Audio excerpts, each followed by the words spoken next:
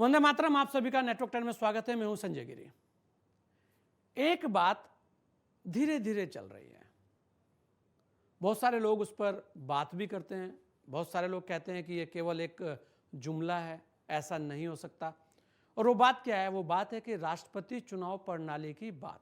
जी हां, अमेरिका की तर्ज पर भारत में भी राष्ट्रपति चुनाव प्रणाली की बात की जा रही है। आखिर क्यों? और आखिर क्यों और क्या ये हो सकता है? ये भी एक बड़ा सवाल है, बहुत सारे लोगों के मन में चल रहा है। एक बार इसे थोड़ा सा समझने की कोशिश करते हैं। भारत विविधता वाला देश है, अपनी समृद्ध संस्कृति और परंपरा के लिए जाना जाता है। आजादी के बाद हमने देश की शासन व्यवस्था के लिए संसदीय प्रणाली और संघीय ढांचे को अपनाया था। केंद्र में सर्वोच्च पद राष्ट्रपति का है और राष्ट्रपति को सलाह देने के लिए प्रधानमंत्री के नेतृत्व में एक मंत्रिपरिषद है, जो देश का संवैधानिक प्रमुख ढांचा है। वेस्टमिनिस्टर प्रणाली में असल जो शक्ति केंद्र में बहुमत पाने वाले दल या गुट के नेता प्रधानमंत्री के पास है। कार्यपालिका मंत्रिमंडल के जरिए संचालित होती है।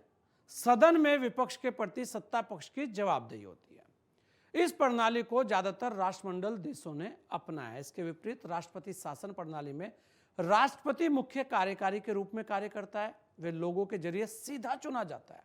इस प्रणाली में कार्यपालिका, विधायिका और न्यायपालिका संवैधानिक तौर पर एक दूसरे से स्वतंत्र होती है, मतलब कि हर कोई स्वतंत्र है। राष्ट्रपति शासन प्रणाली में राष्ट्राध्यक्ष सरकार का भी प्रमुख होता है। इस प्रणाली में राष्ट्रपति वास्तविक कार्यपालिका प्रमुख होता है। ऐसे में कई बार यह सवाल उठता है कि क्या भारत को राष्ट्रपति शासन प्रणाली अपनानी चाहिए? इसके पीछे कई वजह गिनाई जाती है। आखिर क्यों उठती है ये बात कि भारत की शासन प्रणाली का ढांचा राष्ट्रपति शासन प्रणाली वाला होना चाहिए? अमेरिका, इंडोनेशिया, फ्रांस, जर्मनी सहित विश्व के कई देशों का शासन राष्ट्रपति शासन प्रणाली से चलता है। ज्यादातर राष्ट्रपति प्रणाली में लोग सीधे राष्ट्रपति का चुनाव करते हैं। इससे देश के नेता की नियुक्ति सीधे होती है।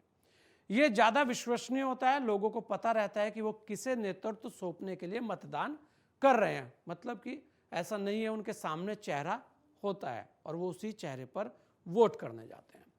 संसदीय लोकतंत्र में कई बार चेहरा सामने रखा जाता है और कई बार असमंजस और गफलत बनी रहती है और कई बार अचानक से चेहरा थोप भी दिया जाता है। संसदीय प्रणाली में हमने देखा है कि 2024 के चुनाव में इंडिया गठबंधन ने पीएम फेस को सामने नहीं रखा। इससे कई तरीके का असमंजस बना रहा। ऐसी बहुत जगह, चाहे वो भाजपा है या कांग्रेस है या और भी कोई दल है, बहुत बार ऐसा होता है कि जो चेहरा है वो सामने नहीं होता। बात होती है कि दल को वोट दे रहे हैं, मतलब कि सिंबल को वोट दे रहे हैं, और बाद में वहां से चुनाव होता है कि भाई किसे बनाया जाना चाहिए, जिसे लेकर ही सवाल उठा। राष्ट्रपति प्रणाली में ज्यादातर देशों में सीधी बहस संवाद होता है। लोग अपने स्तर पर आकलन कर लेते हैं कि उनकी कसौटियों पर कौन नेता खरा उतर रहा है। भारत में संसदीय प्रणाली के चलते कई बार अस्थिरता का माहौल बना है। सरकार झोल खाती रही है। ऐसे में अपेक्षा की जाती है कि राष्ट्रपति शासन प्रणाली स्थिरता के लिए सहायक है। मतलब 5 साल के लिए आपके पास एक ऐसा व्यक्ति रहेगा जिसे आपने चुना है और जो आपकी कसौटी पर खरा उतरा था। राष्ट्रपति प्रणाली में सरकार की शाखाएं अलग अलग कार्य करती हैं, इसलिए उनमें संतुलन बनाए रखना जरूरी होता है। भारत में पीएम पद को लेकर होड़ रहती है, इसलिए सियासत हमेशा उधेड़-बुन में बनी रहती है। माना जा सकता है कि राष्ट्रपति प्रणाली में ये विसंगतियां कुछ कम हो जाती हैं या कम हो सकती हैं। राष्ट्रपति प्रणाली में राष्ट्रपति मंत्रालयों में कुछ विशेषज्ञों को शामिल कर देता है। संसदीय लोकतंत्र परंपरा में ज्यादातर दलीय पार्टियों के नेता ही मंत्रिमंडल में शामिल होते हैं। इस आधार पर भी राष्ट्रपति प्रणाली ज्यादा बेहतर मानी जाती है। भारत जैसे विशाल देश के लिए अच्छा है कि राष्ट्रपति के 7 मंत्रालयों का नेतृत्व करने में कुछ विशेषज्ञ भी शामिल हो। वैसे इस परंपरा का निर्वहन आजकल किया जा रहा है, देखने में आ रहा है। अलग अलग राज्य सरकार हो या केंद्र सरकार हो, इस तरीके के प्रयोग अब करती नजर आती है। भारत में स्थिरता के लिए राष्ट्रपति प्रणाली को बेहतर माना गया है। इस प्रणाली में शासन कर रही पार्टियों की नीतियां भी संसदीय प्रणाली की अपेक्षा स्पष्ट होती हैं। कार्यकाल भी लगभग निश्चित होता है। माना जा रहा है कि अगर राष्ट्रपति प्रणाली लागू हुई तो देश की राजनीति में जातीय क्षेत्रवाद, परिवारवाद, राजनीति में अपराधीकरण, राजनीति में धन की विसंगतियों को काफी कम किया जा सकता है। राजनीति नए ढर्रे पर आ सकती है। इसमें मतदाताओं के सामने चयन के स्पष्ट और साफ सुथरे बिंदु होंगे। विकल्पों में ज्यादातर भटकाव की स्थिति नहीं होगी क्योंकि चेहरे आपके सामने होंगे। राष्ट्रपति प्रणाली की कुछ अड़चनें भी हैं, इसमें कार्यपालिका और विधायिका के बीच कुछ तनाव या गतिरोध पैदा हो सकता है। विधायिका और कार्यपालिका का टकराव कई मोड़ों पर दिख सकता है। इस व्यवस्था में राष्ट्रपति के पास अपने वीटो के अधिकार होते हैं।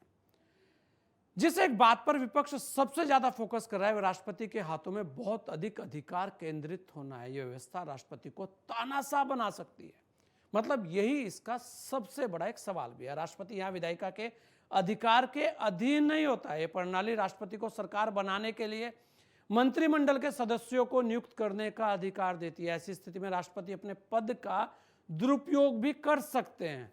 यह भी इसमें एक बड़ा सवाल है। इसमें स्थितियां असंतुलित हो सकती है। अगर भारत के संदर्भ में देखें तो राष्ट्रपति प्रणाली की स्थापना के बाद कार्यकारी और विधायी शाखाएं अलग अलग हो जाएगी। मंत्रियों की नियुक्तियां विधायिका से नहीं होगी।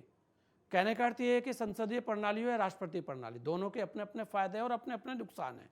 इतना जरूर है कि भारतीय मतदाता राजनीतिक व्यवस्था में कुछ परिवर्तन जरूर चाहता है। उसे महसूस होता है कि भारतीय राजनीति में कुछ चीजों की जकड़न है। वो अपने आप को जकड़ा हुआ महसूस करता है। वे कुछ परिवारों के प्रभाव में सीमित लोगों के जरिए नियंत्रित की जाती है। आजादी के लंबे दौर के बाद आज भी मतदाताओं को बहकाकर मत लेने की स्थिति देखी जाती है। सब कुछ जानते समझते भी मतदाता इस चक्र को तोड़ नहीं पा रहा है। क्या इसका समाधान राष्ट्रपति प्रणाली में है? यह गहरे मंथन का विषय है।